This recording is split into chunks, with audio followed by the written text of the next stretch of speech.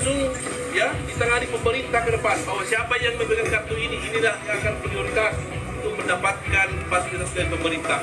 Makanya untuk menentukan kartu ini khusus untuk masyarakat, ya.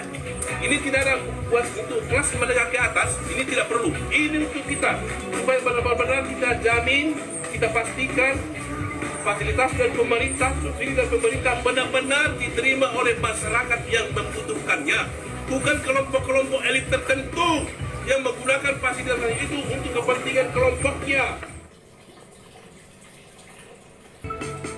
Yang penting apa janji-janjinya buat masyarakat Simalungun jangan diingkari, harus tepati supaya menjadi berkat apa yang diperbuat Bapak, apa yang menjadi visi dan misi datang ke Simalungun.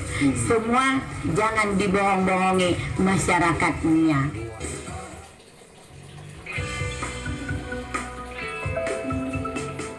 Yang penting apa janji-janjinya buat masyarakat Simalungun jangan diingkari, harus tepati supaya menjadi berkat apa yang diperbuat Bapak, apa yang menjadi visi dan misi datang ke Simalungun.